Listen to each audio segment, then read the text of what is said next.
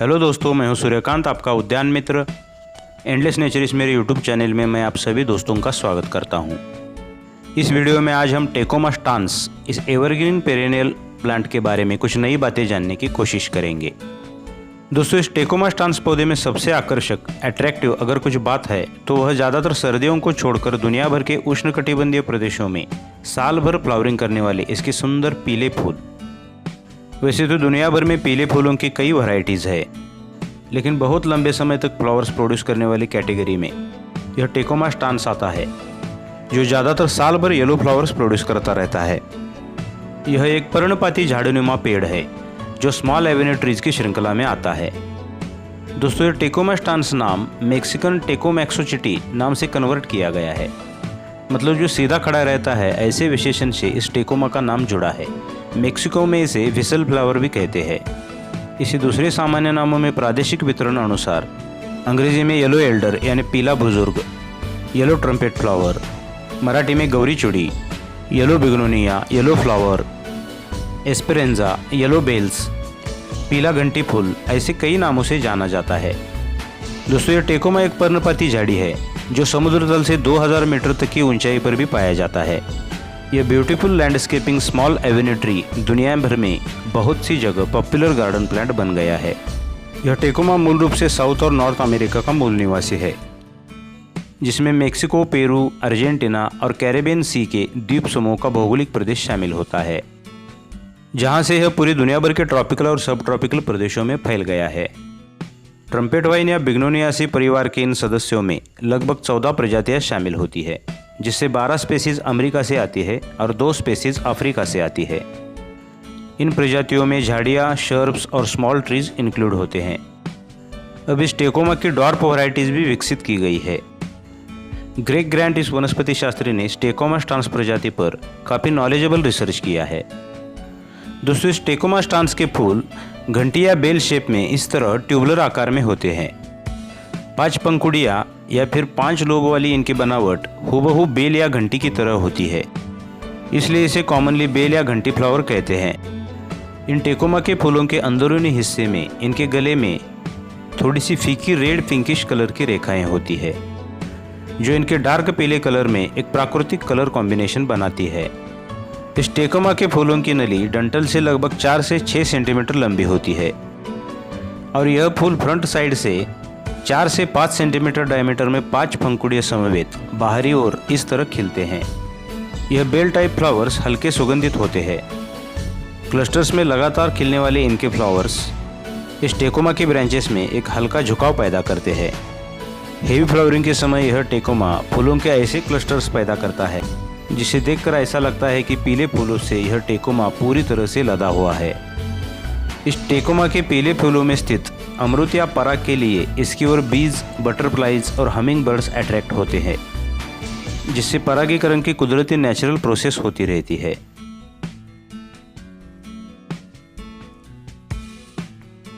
दोस्तों, इस टेकोमा की एवरग्रीन पत्तियां इस तरह अपोजिट टाइप की होती है। इनकी किनारों या बॉर्डर्स पर इस तरह के दांतेदार किनारे होते हैं। अंडाकार या फिर ओवल शेप में इनकी पत्तियों के नीचे की तरफ हल्के बाल होते हैं और इन पत्तियों का स्पर्श हाथों को खुरदरा महसूस होता है। दोस्तों, ये टेकोमा स्टांस बहुत ही हार्डी ट्रॉपिकल पौधा है, इसलिए इसकी सनलाइट नीड पूर्ण सूरज की रोशनी होती है। इसलिए इसका प्लांटेशन करते वक्त, बाहरी गार्डन की खुली ज़मीन में लगाते वक्त वहाँ पूरे साल सूरज की ज़्यादातर पूर्ण रूप की रोशनी की उपलब्धि हो, ऐसी जगह हमें चुननी चाहिए।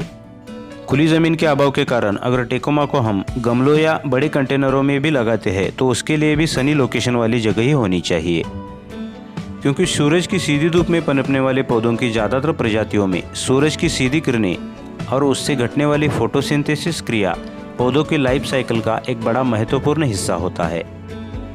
हवा, पानी, ज़मीन में उपलब्ध खनिज तत्व और स्वच्छ सूर्य प्रकाश, यह 4 बातें सीधे आउटडोर में पनपने वाले पौधों की लाइफ लाइन होती है।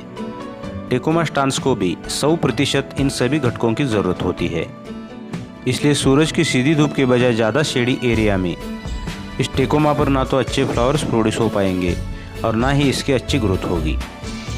इसलिए जैसे हमेशा मैं अपने वीडियोज़ में कहता हूँ, उसी तरह टेकोमा स्टांस को भी पृथ्वी के उत्तरी गोलार्ध में आने वाले ज़्यादातर सब ट्रॉपिकल जोन के देशों में हमारे घर की साउथ ईस्ट या साउथ वेस्ट डायरेक्शन होनी चाहिए और पृथ्वी के दक्षिण गोलार्ध में नॉर्थ ईस्ट या नॉर्थ वेस्ट डायरेक्शन होनी चाहिए।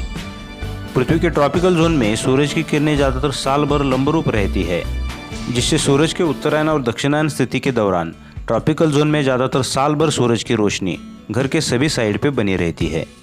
लेकिन सब ट्रॉपिकल जोन्स में सूरज के उत्तरायण और दक्षिणायन काल में अपोजिट एरिया शेडी हो जाता है। इनफैक्ट आजकल शहरों में बड़ी इमारतों के कारण भी नॉर्थ ईस्ट या नॉर्थ वेस्ट या फिर साउथ ईस्ट या साउथ वेस्ट डायरेक्शन भी शेडी हो रही है। बड़े बड़े ऊंचे बिल्डिंग्स के कारण सूरज के नेचुरल सनरेज साइकिल में ऑब्स्टेकल्स आ रहे हैं। दोस्तों, इस टेकोमा की वाटरिंग नीड मीडियम से लो कैटेगरी में होती है। एक बार सेट होने के बाद यह पौधा बहुत हार्डली खुद को सर्वाइव करता है। मॉरिशस और जमैका जैसे द्वीप समूह में यह पौधे समंदर से सिर्फ 30 से 35 मीटर की दूरी पर नेचुरली बीजों द्वारा उगते हैं, जहां वह तूफानी हवाएं और समंदर के खारे पानी के संपर्क में आते हैं। इसलिए इसके इस हार्डी सर्वाइव के कारण इसलिए रेगिस्तानी ज़मीन में भी इसका प्लांटेशन सक्सेसफुल हो रहा है। घर के एरियाज़ में खुली ज़मीन के अभाव के कारण हम इस टेकोमा को कंटेनर या बिग पॉट्स में ग्रो करते हैं, तो मिट्टी पूरी तरह से सूखने के बाद ही इसको दोबारा वाटरिंग करनी चाहिए। कम पानी में भी यह टेकोमा वेल सर्वाइव करता है। पॉटिंग मिक्स सॉइल के साथ अच्छे ड्रेनिंग होल की उपलब्धि में हम इसे कंटेनरों में ग्रो कर सकते हैं और प्रूनिंग करके इसके आकार को भी हम कंट्रोल में रख सकते हैं। अब इस टेकोमा की डॉर्फ वैरायटीज़ कंटेनरों के लिए एक अच्छा विकल्प साबित हो रही है। अगर हमारे घर के गार्डन में खुली जगह की उपलब्धि हो तो इस टेकोमा स्टांस को कंटेनर के बजाय सीधी ज़मीन में लगाना सबसे बेहतर होता है, क्योंकि यह टेकोमा स्टांस का पेड़ मुक्त स्वरूप में खुली ज़मीन में 30 फीट की ऊंचाई तक अपना विस्तार कर सकता है। यह टेकोमा स्टांस का तकरीबन 30 फीट ऊंचा पूर्ण पोषित पेड़ है। येलो फ्लावर से भरा पूर्ण विकसित और विस्तारित यह पेड़ कितना सुंदर आकर्षक दिखाई दे रहा है। एवरेजली 10 से 12 फीट तक इस टेकोमा के पेड़ दिखाई देते हैं, लेकिन इसे मुक्त रूप में बढ़ने दिया जाए तो यह टेकोमा इस तरह परिपूर्ण आकार में 30 फीट की हाइट तक बढ़ सकता है।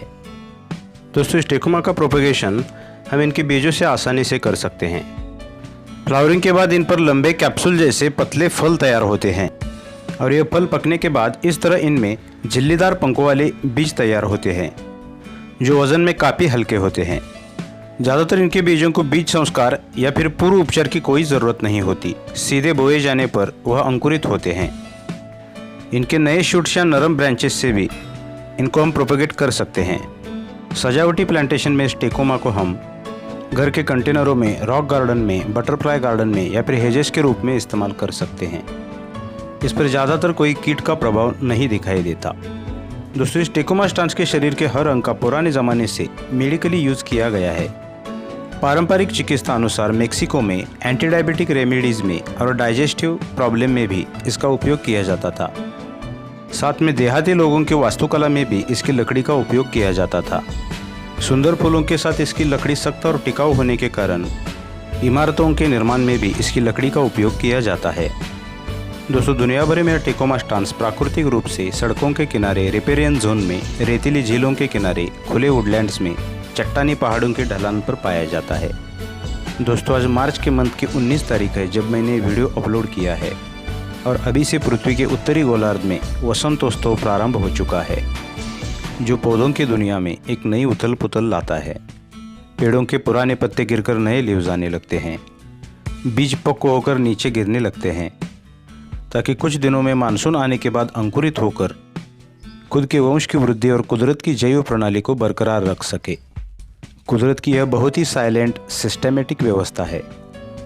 दोस्तों, वीडियो अच्छी लगी तो वीडियो को लाइक, शेयर और सब्सक्राइब करना ना भूलें और पास के बेल आइकॉन को भी प्रेस कर दें, ताकि आगे आने वाले वीडियोज़ की नई नोटिफिकेशन आपको समय पर मिलती रहेंगी। अच्छा, तो दोस्तों, अगले वीडियो में फिर मिलेंगे एक नए प्लांट के साथ। टिल देन, गुड बाय, ओम साई।